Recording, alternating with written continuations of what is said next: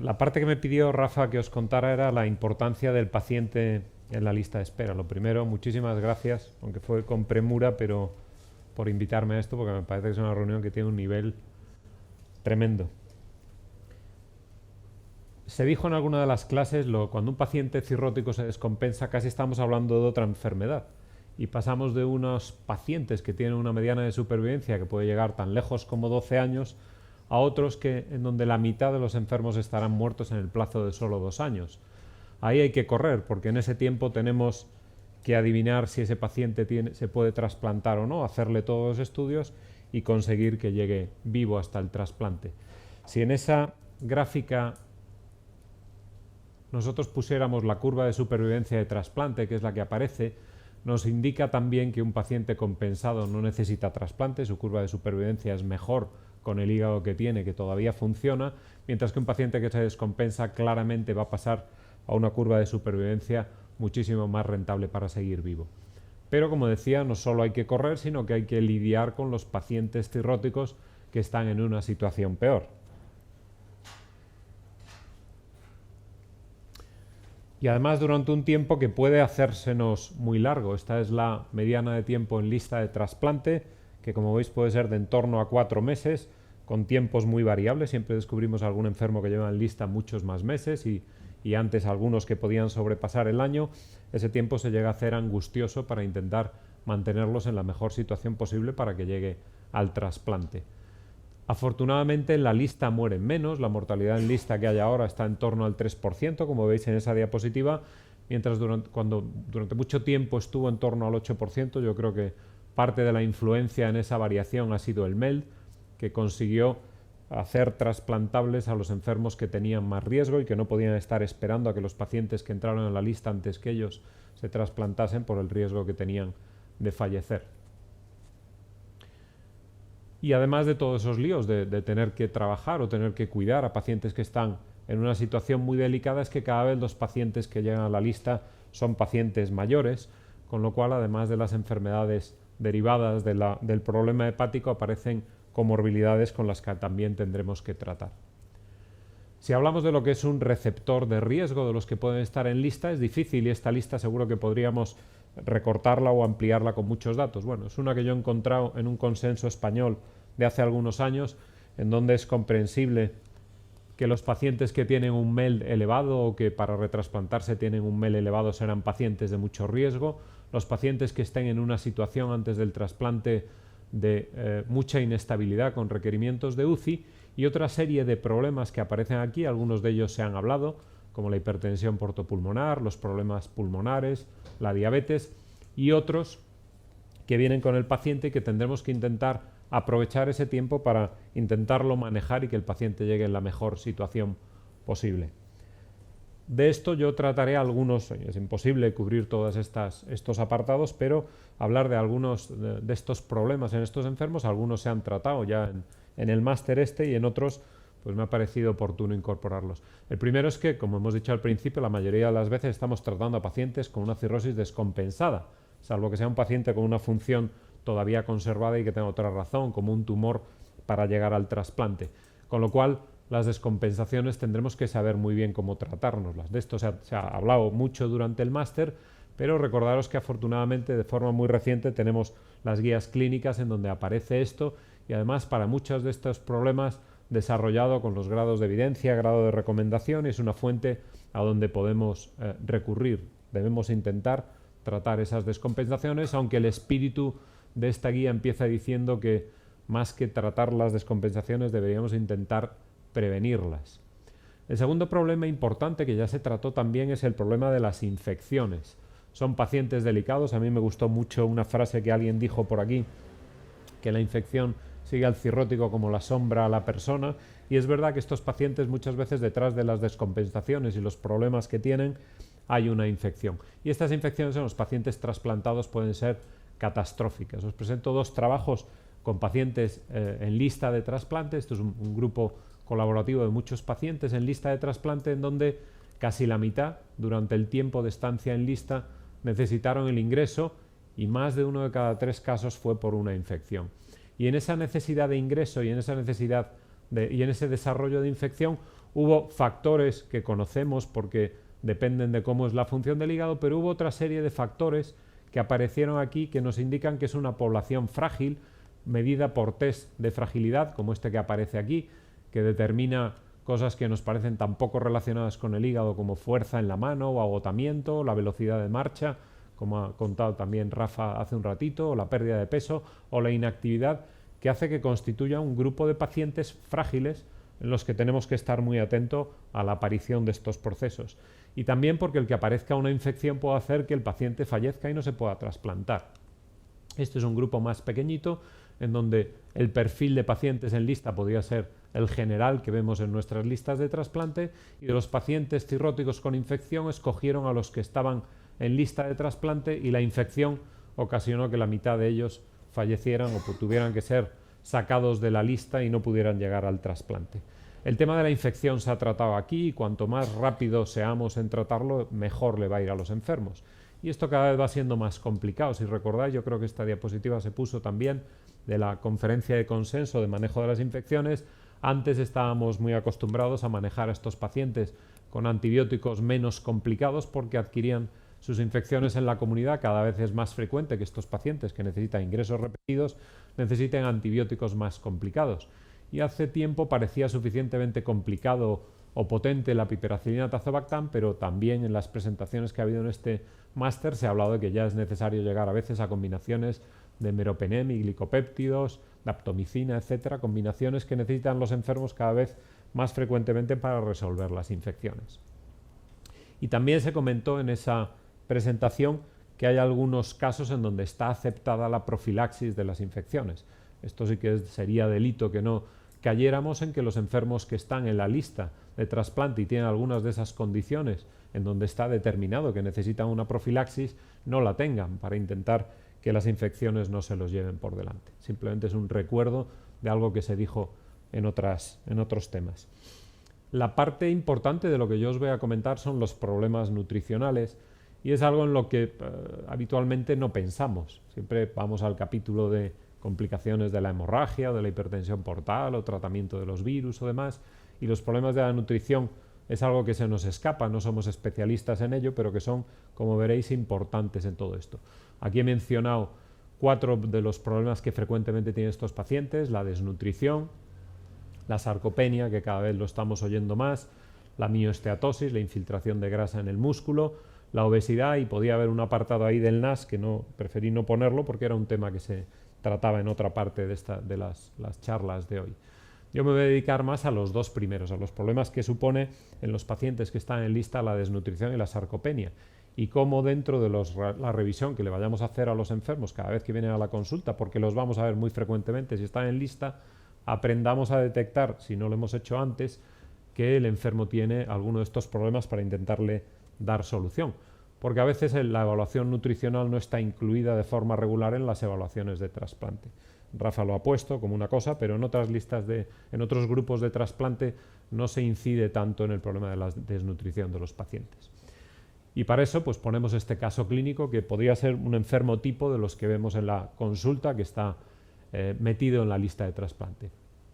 Un varón de 62 años con cirrosis etílica descompensada, tiene ascitis entre 2-3, necesita muchas veces paracentesis, tiene encefalopatía de repetición, ha necesitado ingresar también veces por ello, casi siempre tiene un grado 1 con cierta desorientación, los parámetros analíticos nos muestran que la función hepática es mala, el paciente tiene un Child C10 con un MEL elevado, se incluyó en lista de trasplante hace poco y no se hizo evaluación nutricional. Cuando viene a la consulta y hablamos, pues imaginemos que su mujer nos dice que este enfermo lleva una vida muy limitada, apenas se mueve, pasea un poquito por casa o sale y pasea algo por fuera, tiene edemas en las piernas, la situación de la ascitis y la encefalopatía pues hace que muchas veces se salte comidas y la última semana apenas estuvo comiendo por estos motivos. Y si le hacemos los cálculos que hacemos habitualmente del índice de masa corporal, pues nos sale como si el enfermo fuera obeso, muy probablemente influenciado por toda la cantidad de líquido que tiene. Luego, uno de los parámetros con los que nos sentimos más cómodos para valorar a los enfermos y que los cirujanos nos preguntan siempre cuando se presenta un enfermo, pues resulta que aquí no sería demasiado válido. La mujer dice que el hombre come mal, que se salta algunas comidas, que el hecho de que le digamos que tiene que comer sin sal, o la encefalopatía o la ascitis, hace que lo que come no sea mucho, y que además pues, le parece que como está hinchado, pues que está gordo, y eso es algo que no le ha preocupado demasiado. Fijaros en estas tablas la prevalencia de los dos problemas de los que os estoy contando, de malnutrición y de sarcopenia. Fijaros cómo la malnutrición es algo muy frecuente según la función hepática se va deteriorando, es en hombres y en mujeres, asciende en los dos casos. Fijaros que un paciente en grado B de Child, que puede estar perfectamente en lista, puede tener un 50% de prevalencia de la malnutrición, y si es un grado C, llegar al 60% más, y la sarcopenia más preponderante en hombres, pero que también en los grados de enfermedad hepática avanzada es algo muy frecuente. Lo tenemos delante, lo único es que tenemos que aprender a verlo. ¿Qué es la sarcopenia o cómo se define la sarcopenia? Pues es una combinación de dos determinantes, una pérdida de la masa muscular del enfermo y una pérdida de la función, de la fuerza que tiene ese enfermo dependiente de su masa muscular. La prevalencia, como os contaba, es muy elevado, y sobre todo es más elevado en los pacientes que tienen encefalopatía, que es donde más nos vamos a tener que concentrar. Hasta un 50 y pico % pueden tener encefalopatía en los casos de sarcopenia en los casos de encefalopatía avanzada. Si estamos hablando que por definición es que pierden masa muscular y que pierden función, el diagnóstico será en parte anatómico para buscar cuánto masa muscular han perdido, y en parte funcional, cómo es capaz de manejar ese poquito músculo que tiene, o bien por las maniobras de la capacidad de prehensión que tenga en la mano, o el caminar los 6 minutos, como ha contado Rafa, o otros test de fragilidad que determinan componentes de esa capacidad funcional del paciente. Y fijaros que tanto en la sarcopenia como en la malabsorción, que se va a decir fuera, son marcadores que han demostrado importancia pronóstica en estos enfermos, muchas veces de mortalidad y muchas veces de infección. Y lo curioso es que algunos de ellos, como la sarcopenia y como la malnutrición, también tienen importancia pronóstica para después del trasplante, que es algo que siempre nos agobia. El MEL es muy bueno para saber el pronóstico pretrasplante, pero no tanto luego. Bueno, pues en algunos estudios, y vamos a ver algunos, la mortalidad de un enfermo que tenga sarcopenia aumenta casi 2,5 veces, independiente del MEL.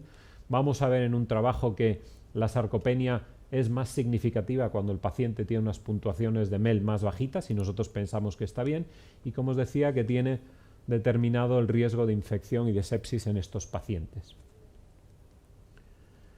Este es otro estudio de pacientes en lista de trasplante, que globalmente en la serie el 41% de ellos tenían sarcopenia, y que nos dice dos cosas que tenemos que conocer de ella: que cuanto peor sea la función, como hemos visto antes, es más probable que lo tengan, y lo segundo, que en las mujeres no es tan determinante la sarcopenia como nos ocurre en los varones. Las mujeres ocurre más pérdida de grasa, mientras que en los varones ocurre más la sarcopenia. Esto sería uno de los primeros datos a tener en cuenta. Y en este mismo trabajo es donde aparece que la probabilidad de mortalidad en los pacientes que tienen sarcopenia es hasta 2 y pico veces mayor, y que el hecho de que tengan sarcopenia, aparece por aquí, en los pacientes que tienen incluso un MEL bajito, hace meterlos en un grupo de supervivencia baja. Algunos autores de estos que trabajan mucho con este tema hablan de que se podría inventar una especie de modificación del MEL con la sarcopenia, sobre todo para pensar en esos pacientes que no tienen un MEL tan alto en la lista de trasplante o que no tienen prioridad tan alta, si podría decidir o ayudarnos a decidir los pacientes en los que tendríamos que ir antes al trasplante. ¿Por qué los pacientes tienen sarcopenia? Esto es una tabla de esas complicadas, a ver si os intento explicar dentro de lo que puedo contaros yo, que no soy especialista en estas cosas, de por qué existe la sarcopenia y por qué es más frecuente en los cirróticos. En esquema, lo que viene a decir es que el determinante de la proteinquinasa es el factor que hace que haya más músculo, y la miostatina sería el determinante de tener menos músculo. En el determinante de tener más músculo influyen los aminoácidos ramificados, como la leucina, isoleucina, valina. La leucina es probablemente el componente más importante, que estimula esto para que a través de la vía mTOR, algo que hemos oído ahora en los tratamientos inmunosupresores, faciliten la síntesis de proteínas. El ejercicio físico a través del factor de crecimiento insulina-like también estimula ese crecimiento para tener más masa muscular, y la testosterona también sería otro de los factores que lo favorecen. Los pacientes cirróticos a veces no tienen tanta ingesta de aminoácidos, el ejercicio que hacen es menos y la testosterona es menor, con lo cual pues es fácil que tengan esto. Fijaros que esta vía intermedia la vamos a inhibir en algunos pacientes después del trasplante por darle medicación como everolimus después del trasplante, con lo cual a veces la sarcopenia después de los trasplantes no la recuperan los enfermos.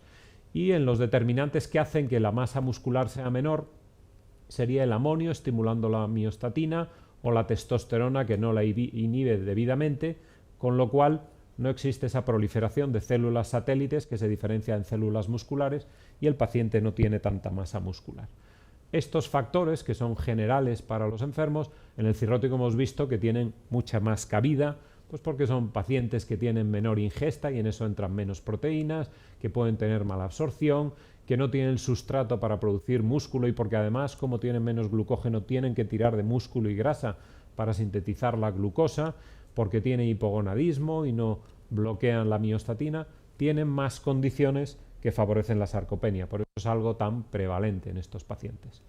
¿Cómo lo diagnosticamos si sabemos que es tan frecuente? Pues un método que nos diga la cantidad de músculo y otro de cómo funciona.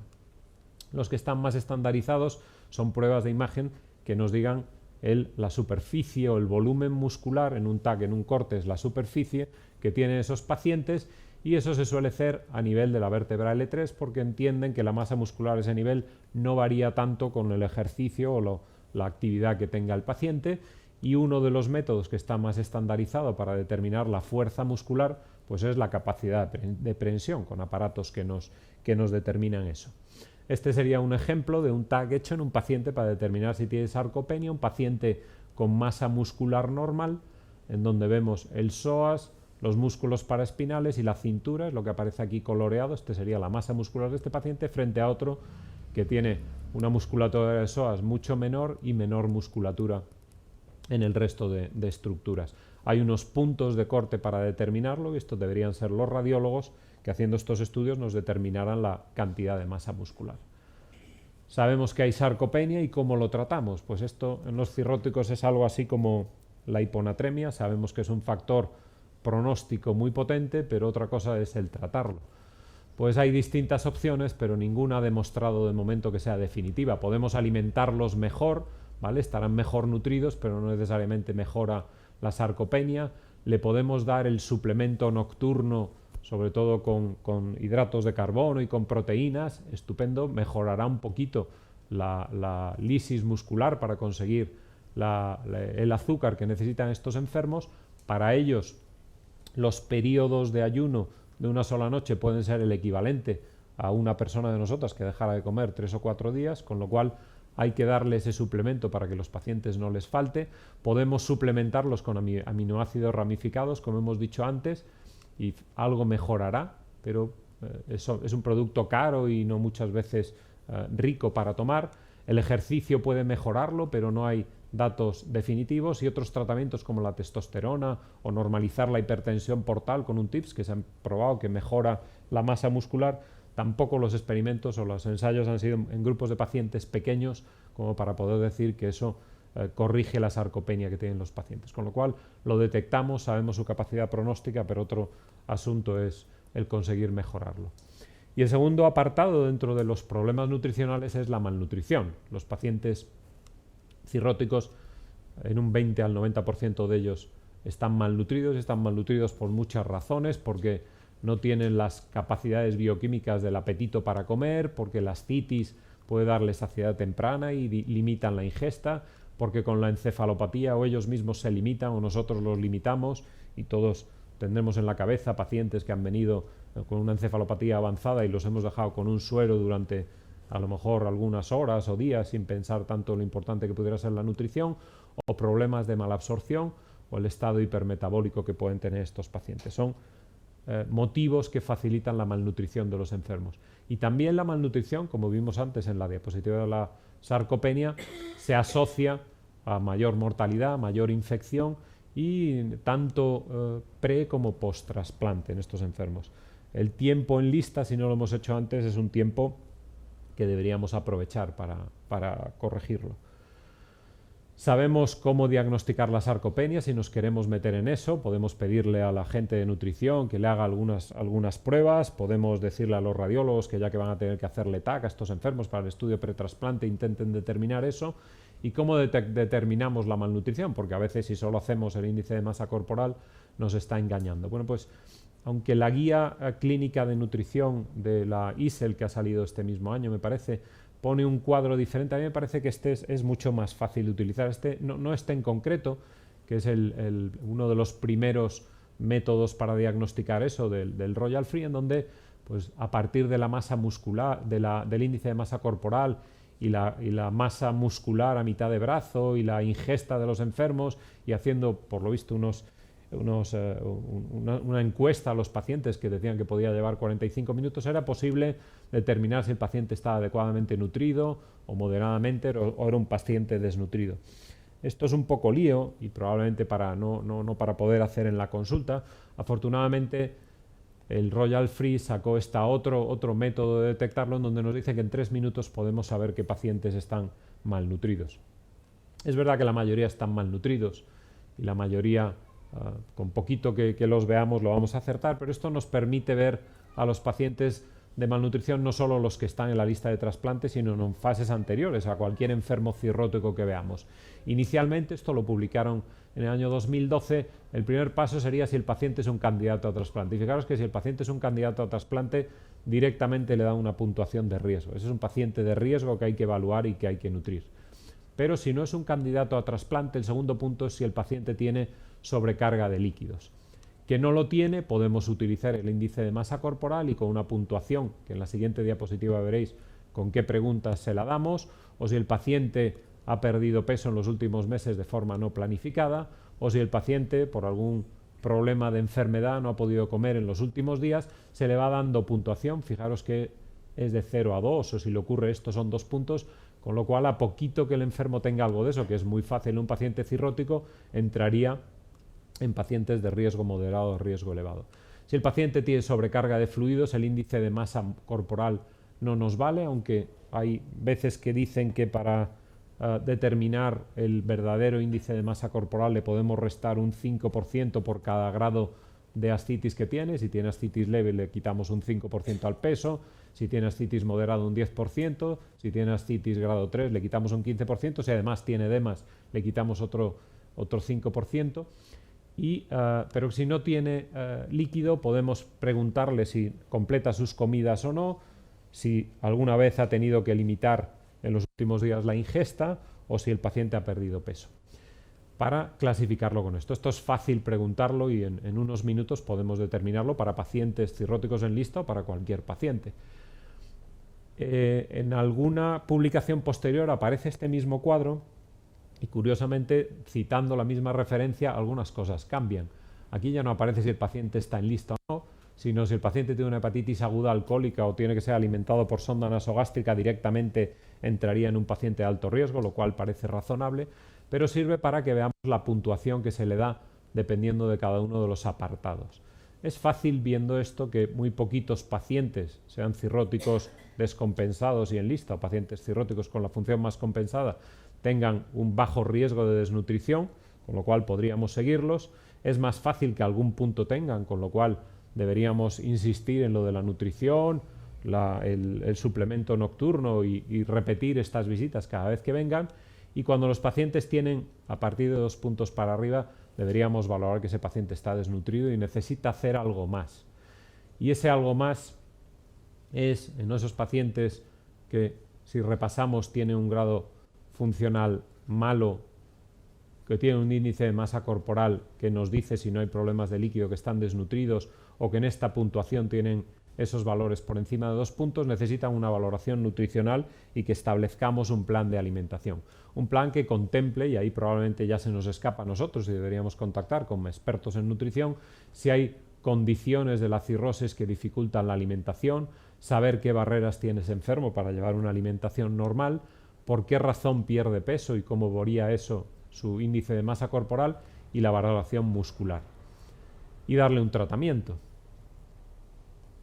el tratamiento que está más aceptado y que es este que aparece aquí resumido y en todas las guías acaba llegando a los mismos resultados, sería que esos pacientes necesitan muchas calorías, entre 25 y 35 kilocalorías por kilo y día, y en los márgenes altos, si el paciente tiene encefalopatía, necesitan una dieta con poco sodio, si son pacientes que tienen ascitis, y buena parte de los requerimientos tienen que ser a base de proteínas, de 1,2 a 1,5 gramos de proteínas por kilo y día.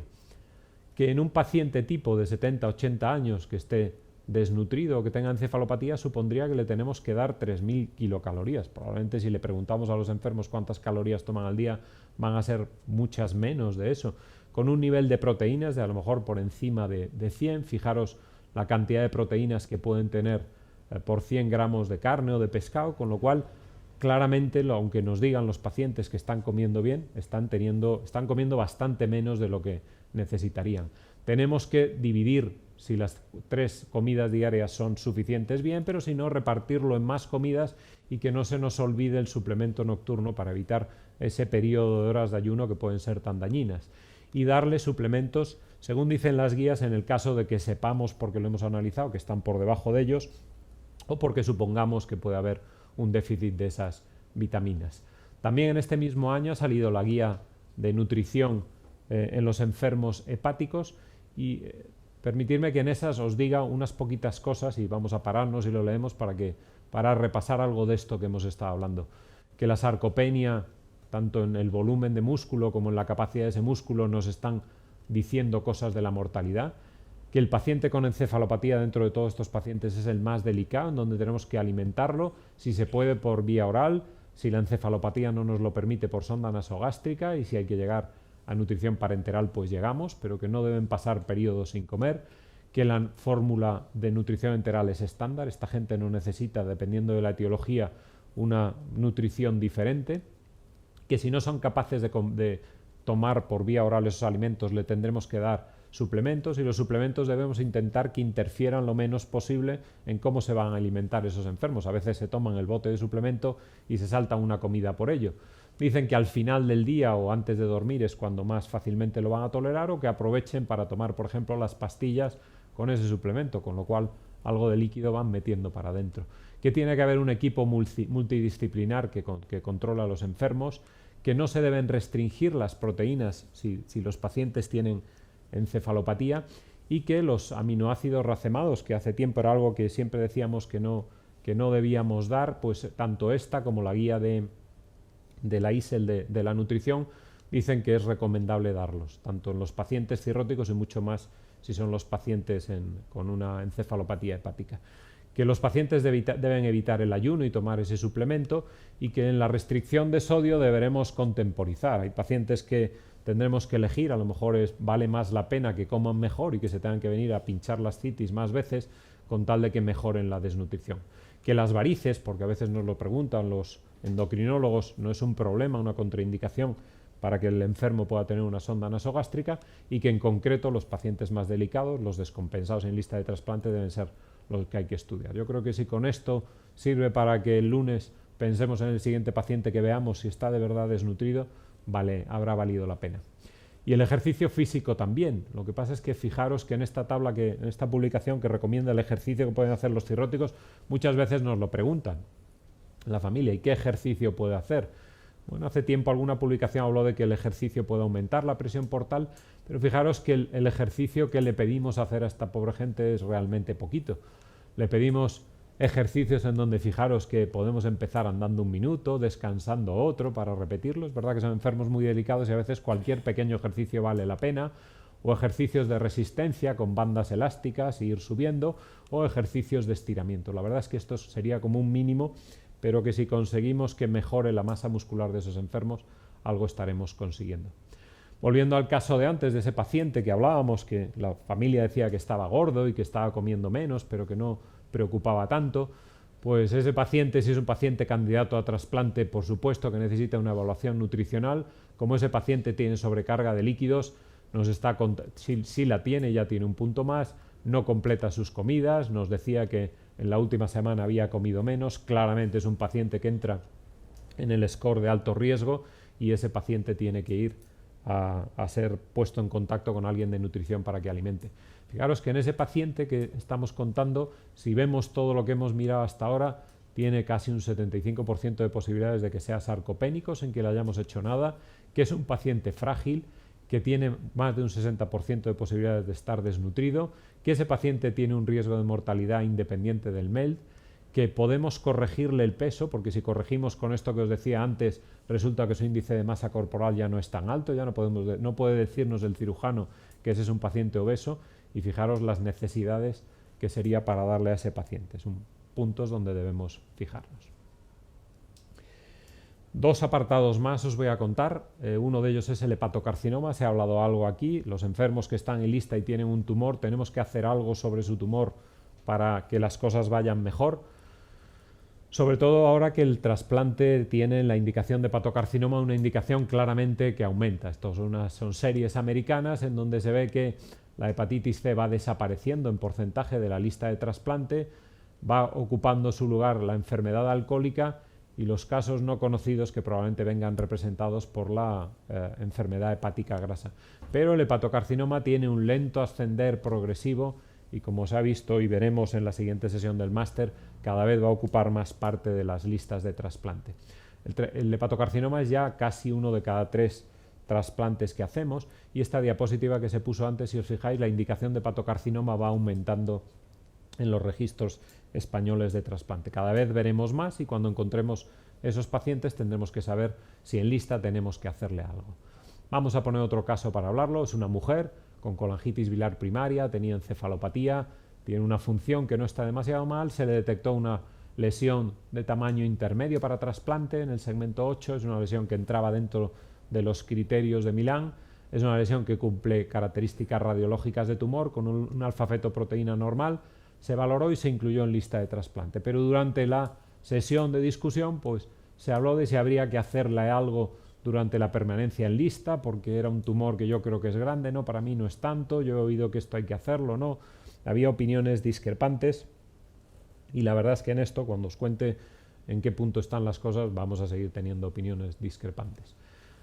Los pacientes que de momento se admiten para hepatocarcinoma son pacientes que están dentro de los criterios de Milán y en la clasificación TNM son aquellos que tienen estadios T1, tumores muy pequeñitos, un único nódulo de menos de 2 centímetros, y T2, que es lo que más nos suena de las indicaciones de Milán, que tiene un nódulo que no sobrepasa los 5 centímetros, que puede tener 2 o 3, pero que ninguno de ellos pasa los 3 centímetros y que además no tiene extensión extrahepática. Esos son los criterios con los que aceptamos a los pacientes para el ingreso en listas de trasplante. Seguro que en la siguiente sesión del máster, cuando se hable del hepatocarcinoma, nos comentarán qué pasa cuando el enfermo excede esos límites, si podemos hacer algo para que el paciente sea incluido. Y con los criterios de Milán, y a pesar de todo esto, la supervivencia de los pacientes trasplantados por hepatocarcinoma, que es la curva esta que aparece en color morado, es la peor supervivencia de todas las indicaciones de trasplante. Fijaros que es algo que progresivamente en el tiempo va disminuyendo. A los 5 años, este es el registro europeo de trasplante, la última memoria, me parece que fue del 16 o el 17, la supervivencia a 5 años era del 63%, y lo que nos tendrá que demostrar los infraestadiajes de esos tumores que sobrepasan los criterios de Milán es que son capaces de conseguir supervivencias que les ponemos en torno al 50% a los 5 años. Hay gente que dice que hay que ponerlo un poquito más difícil porque también puede ser que utilicemos más órganos para esos pacientes y se los quitemos a gente que está en lista de trasplante por insuficiencia y que a lo mejor lo tenemos que poner más en el entorno del 60%. Pero tendrá que demostrarnos el infraestadiaje que es capaz de conseguir esa supervivencia. A la hora de definir, y aunque probablemente esto lo recordáis todos, tratamientos neoadyuvantes son aquellos que damos en forma de procedimientos que conseguimos que los resultados de algo sean mejores, y dentro de eso tenemos los tratamientos puente que pongamos para pacientes que están ya incluidos en lista de trasplante. ¿Por qué? Porque cumplen los criterios que aceptamos, son los criterios de Milán, ya están en lista, no necesitan otra cosa, pero podemos pensar que a lo mejor si les damos algún tratamiento nos va a permitir que si tiene que esperar haya menos riesgo de que su tumor crezca y se pueda salir de los criterios de Milán, o que pueda hacer que las posibilidades de que recurra después del trasplante sean menores. Los tratamientos de infraestadiaje o el downstaging son tratamientos que aplicamos a gente que no está en lista de trasplante, sobrepasa los criterios de Milán, pero queremos intentar incluirlos y le aplicamos tratamientos para que ese paciente entre o se quede lo más cercano a los criterios de Amilán para poder ser incluido. Y ahí hablamos también en los casos de cuándo se excluye un enfermo de la lista. Y en eso podemos hablar de pacientes que tienen que quitar la lista o porque fallecen o porque el tumor progresa o porque tienen alguna otra razón de deterioro clínico importante que hace que tengan que salir de la lista de trasplante. Aquí voy a hablar nada más de los pacientes que están ya aceptados en lista y que si tenemos que hacer alguna cosa, si les podemos aplicar un tratamiento puente. En principio sería lo ideal, porque nos daría como tiempo, podría ser que elimináramos el tumor y a veces nos encontramos incluso en el explante que ese tumor se eliminó del todo con el tratamiento que le dimos. Pero cuando tenemos que comparar si eso de verdad vale, y os voy a presentar 3 trabajos, este es el primero históricamente en donde un grupo de expertos valoraba esto y se daba cuenta de que hay muy pocas series prospectivas que hayan mirado esto, en donde no hay grupo control, en donde los tratamientos que se aplican pueden ser diferentes. Yo le hago un tipo de ablación percutánea, tú le haces otro, yo utilizo más la quimioembolización, en donde los métodos de control puede ser que sean o por métodos radiológicos o métodos en el explante hepático, en donde a veces hay tumores que tienen una agresividad diferente, pero en donde se ponían de acuerdo que un factor importante es el tiempo, y se lo hemos oído al doctor Nuño hace un ratito, la importancia del tiempo que va a pasar ese en la lista. Es verdad que estos tumores no crecen tremendamente, pero si el paciente va a estar mucho tiempo en lista, puede ocurrir que ese tumor crezca. Y en estas series además no nos decían por qué los pacientes eran excluidos, con lo cual si no tenemos grupos que comparemos y además tenemos que saber datos de exclusión, de progresión, de supervivencia, de recurrencia y demás, es fácil sacar que poca información vamos a tener. Este grupo se definía diciendo que probablemente en esos tumores pequeñitos de grado T1, los tumores menores de 2 centímetros, son tan pequeñitos que la posibilidad de que crezca y eso invalide la posibilidad de trasplante es tan pequeña que probablemente no tenga sentido aplicar algún tratamiento, que habrá que probar si esos otros tratamientos, sobre todo por intención de tratar, por lo que queramos hacer, pueden ser beneficiosos para los pacientes en T2, sin ponerse muy de acuerdo, pero diciendo que, bueno, si tenemos que decir algo que parezca razonable, pues cuanto más tiempo estén en la lista y aparece el mensaje ese de los 6 meses, o pacientes que tengan tumores más grandes, más cercanos a la línea de exclusión de los criterios de Milán, o que tengan otras características que lo hagan ser pacientes de más riesgo. Esto es hasta donde llegaba. Aquí decían también que la radiofrecuencia tenía unos resultados de necrosis tumoral algo mejores que la quimioembolización, pero que hacía falta más estudios. La guía clínica de hepatocarcinoma nuestra, europea, nos dice que sí se deben hacer estos tratamientos. Lo dice, es verdad que le dedica poco tiempo, poco espacio en la guía, pero dice que son tratamientos que recomienda, aunque no nos dice cómo hay que hacerlos. Dice que estos tratamientos regionales están recomendables y son posibles porque reduce el abandono o la exclusión de pacientes que ya están en lista y que además pues, puede ser útil buscando evitar la recurrencia, sobre todo si se consigue esa respuesta tumoral. Mencionan que que han demostrado que sirven y especialmente en los pacientes que tengan un tiempo en lista esperable que sea largo. Y el último de los trabajos, que es el más reciente en aparecer, pues hace un estudio yo creo que muy intenso, muy exhaustivo de lo publicado para dejarnos con todavía más dudas de lo de antes. Hay pocas series que traten los pacientes que están en el grado T1, un tumor único menos de 2 centímetros. Solo encuentran 2 estudios de cohortes que además no son comparativos, en donde las posibilidades de ser excluidos eran bajitos y si no se le aplicaba tratamiento eso aumentaba a 2 años y pico, ya si un enfermo está todo ese tiempo en lista, mal lo estamos haciendo, y proponían que a estos pacientes no se les haga nada y esperemos, si crece y pasa T2, ya nos podremos plantear qué hacer. ¿Y qué pasa con los pacientes que están en el grado T2, que tienen o un tumor más grande o tienen más nódulos? Pues hay muchos estudios, hay algunos comparativos y otros no comparativos, pero son estudios muy heterogéneos, con mucha variabilidad, en donde el aplicar estos tratamientos disminuyeron el dropout, el que esos enfermos abandonasen la lista o bien por crecimiento tumoral o por cualquier otra causa, pero no conseguían una significación estadística. Y en el metaanálisis no se demostraba que esos pacientes que habían recibido esto ni tuvieran una mejor supervivencia estadísticamente significativa ni tuvieran una menor recurrencia. Y además pues eran estudios muy modificados por la variabilidad y por el sesgo en donde muchas veces pues incluíamos para tratamiento a pacientes que nos parecían menores, con lo cual fijaros lo conflictivo que está este asunto. Con lo cual, si tuviera yo que decir y qué hacemos con esa persona que estaba en la lista, esa paciente que estaba en T2, y más si el radiólogo nos decía, pues está en una localización que yo lo veo difícil, allí arriba en el hígado me va a ser más difícil llegar, tiene vasos adyacentes y además lo que vamos a calcular de tiempo en lista de trasplante, si es verdad lo que os contaba en las diapositivas anteriores, está en torno a 4 meses, pues probablemente no tenga sentido que se beneficie, pero ya os digo que la guía clínica por lo menos dice que eso sí se puede hacer y lo recomienda. Y lo último que os cuento es la trombosis portal, algo ha contado también el doctor Nuño.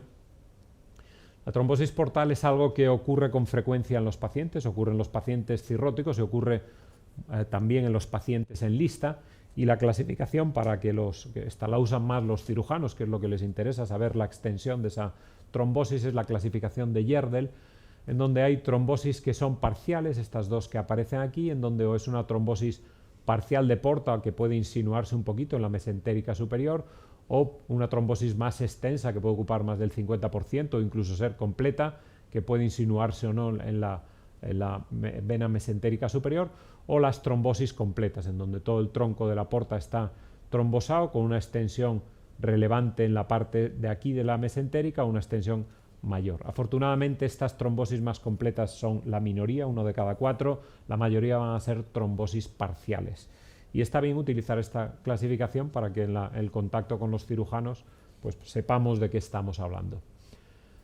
Lo importante de la trombosis, algo se habló en la clase, en el máster, en la sesión anterior que nos contó el doctor García Pagán en los pacientes no cirróticos, pero en los pacientes cirróticos tiene una importancia y yo diría más una capacidad de sorpresa de lo que nos hace que no tengamos que fiarnos mucho. Hasta 1 de cada 4 cirróticos sin hepatocarcinoma puede tener una trombosis portal, y es otra de las razones por las cuales tenemos que hacerle tanto seguimiento ecográfico. Pero fijaros, si nos ceñimos a lo que es el campo de los trasplantes, los datos que nos da la literatura, esta es una revisión hecha por gente del Clínico de Barcelona, que me parece de las mejores revisiones que hay sobre este tema, en donde hasta 1 de cada 4 pacientes en lista de trasplante puede tener trombos, en donde la mitad de los casos se lo va a encontrar el cirujano en la operación sin que antes lo hubiéramos detectado, en donde de nuevo puede aparecer en los pacientes en lista que no lo tenían antes en torno al 8% de los casos, y a veces puede aparecer de forma extraordinariamente rápida en pacientes que llevan muy poquito tiempo en lista, y que en esto influyen más factores locales que problemas de trombofilia.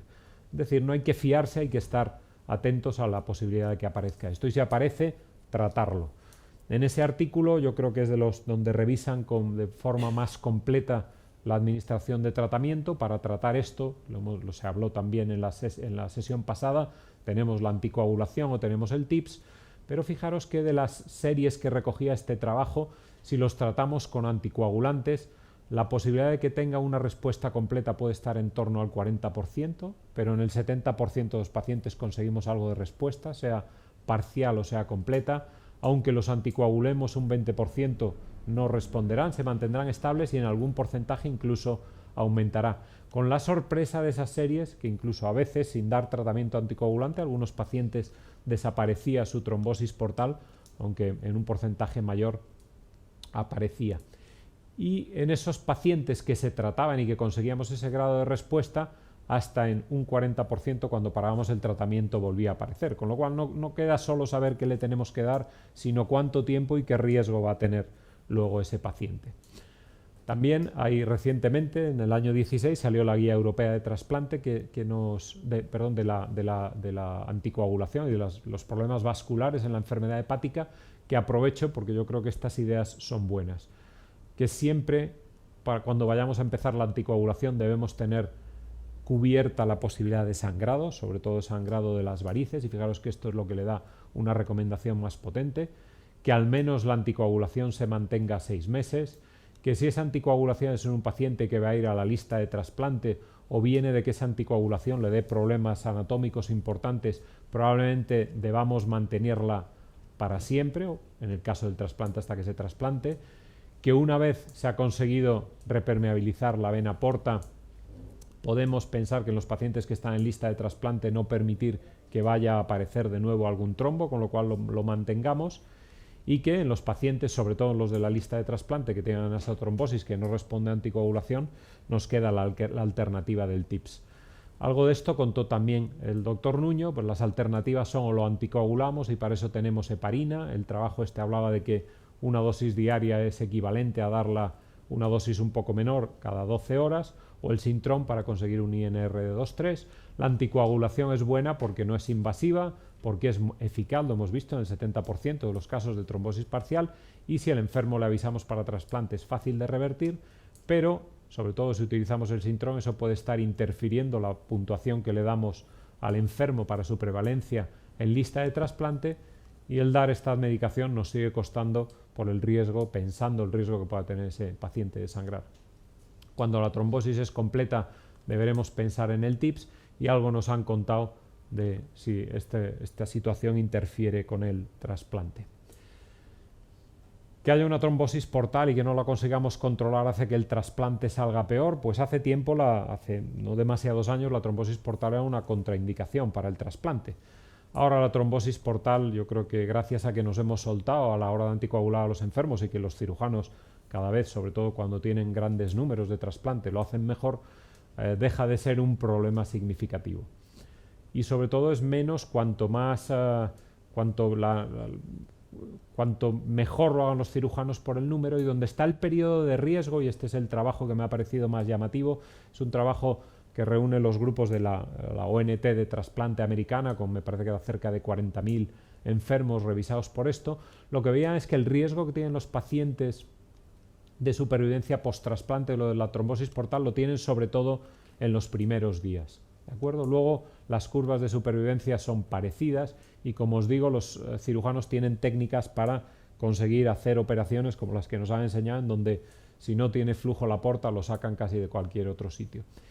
Y esta es la última diapositiva en donde estamos hablando de tratamientos a pacientes que ya tienen trombosis, pero a mí este artículo que salió ya hace algún tiempo es uno que me ronda muchas veces la cabeza, que habla de ¿y si tratamos con anticoagulantes a todos los pacientes que sean cirróticos malos?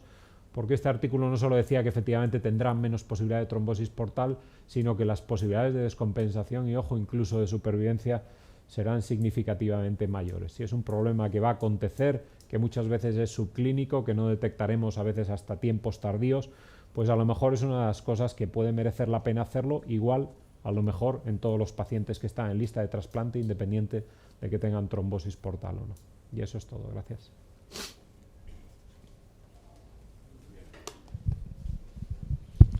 Muchas gracias, Enrique. ¿Alguna pregunta que... ¿Hay alguna del foro? En el chat preguntan, en el seguimiento del hepatocarcinoma, ¿cada cuánto tiempo crees que está recomendado hacer pruebas de imagen? 3 meses. O sea, en eso está la cifra, el punto de los 3 meses. O sea, un enfermo en lista de trasplante hay que seguirlo probablemente cada mes y poco, y cada 3 meses tener alguna prueba de imagen que nos diga cómo va eso y también nos detecte estas cosas de los problemas de la trombosis portal. Y si tuvieras que recomendar algún tipo de ejercicio físico al paciente descompensado en lista de espera, ¿qué le recomendarías? Ya veis que aquí empieza por bien poquita cosa. Es decir, que si es capaz de dar paseos en casa, que dé paseos en casa, que no se siente en un sillón. Esto es algo parecido a lo de la esteatosis, que si te compras una tele que no te va mando distancia y te levantas a darle al botón, ya es mejor que te quedes sentado. Yo creo que lo que pueden hacer, a los pobres no le podemos pedir mucho, pero lo que puedan hacer.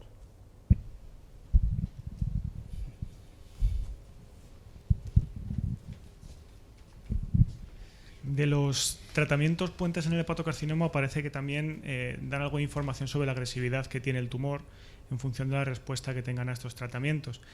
¿Hay algún paciente en el que con una cirrosis compensada, en el que la indicación de trasplante sea únicamente el tumor, un tumor único, que hace una respuesta completa al tratamiento, le excluirías de la lista de trasplante?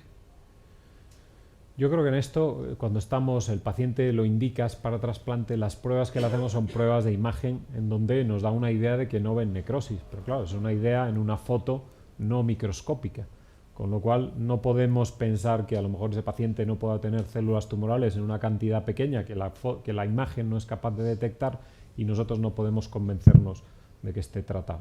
¿vale? Si ese paciente luego cuando se trasplanta vemos que estupendo, estaba muerto del todo el nódulo, pues fantástico, pero no podemos dejarnos llevar por eso, pienso.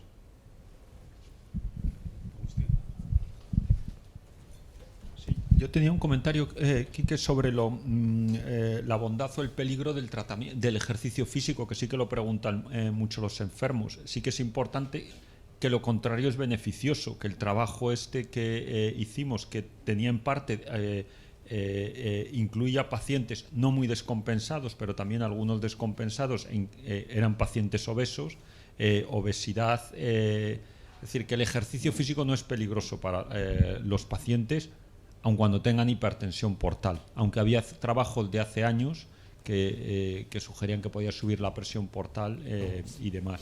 Y la pregunta era, la pregunta es, ¿hay algún estudio en pacientes en lista de trasplante en el que algún suplemento nutricional, aminoácidos, lo que sea, algún estudio aleatorio, haya una evidencia sólida de que eso les mejora los resultados del trasplante? Aquí las guías lo acaban recomendando. O sea, yo lo mismo que decía antes, contaba Rafa de lo del corazón y el hígado. Yo recuerdo que antes todos los enfermos necesitaban suplementos de estos, luego pasamos a que no hace falta suplementos, pero ahora las dos guías, tanto esta del grupo de nutrición como la otra, lo recomiendan, y los cirróticos. ¿Y con qué grado de evidencia? Ya no te lo sabría decir, Habría que ver la guía. Habría que ver la guía de la ISEL que pone los grados de evidencia, a lo mejor ahí sacamos la información.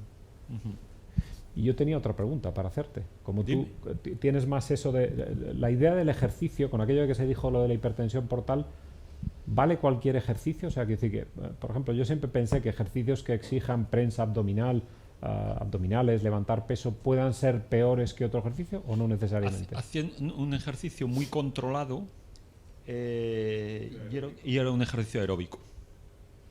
Era un ejercicio muy dirigido, no lo hacían los pacientes ellos solos y era acompañado de una dieta. Y no recuerdo si tenía alguna característica más. Era proporcional la pérdida, había una proporcionalidad entre la pérdida de peso y el grado de disminución de la presión portal, estando el límite, si mal no me acuerdo, en un 10% del peso. ¿Tú te acuerdas de eso? De todas maneras, los estudios previos del ejercicio era un estudio de puro gabinete de fisiología. El paciente se hacía un cateterismo, se dejaba el catéter puesto, tenía una bicicleta en la propia mesa y inmediatamente después del ejercicio bastante intenso se medía la presión portal. El ejercicio del estudio Sport Diet era un ejercicio programado, rigurosamente seguido, acompañado de dieta y miraba el efecto crónico sobre la presión portal. Son cosas distintas. Un ejercicio físico extenuante a lo mejor sube la presión portal igual que sube la presión arterial. Pero no, esto es distinto del efecto que puede haber a largo plazo. El mismo mecanismo que era Exactamente. Yo tenía una preguntilla. Una que es puramente práctica. ¿Dónde deben ser seguidos los pacientes en lista de espera? ¿En el centro que va a trasplantar o en el centro que remite al paciente para trasplantar? Yo creo que en el centro que va a trasplantar. Yo creo que estoy totalmente de acuerdo. Esto es muy importante porque existen determinadas cosas que se hacen mejor en el centro donde se va a trasplantar. Otra pregunta práctica. O si no se hacen...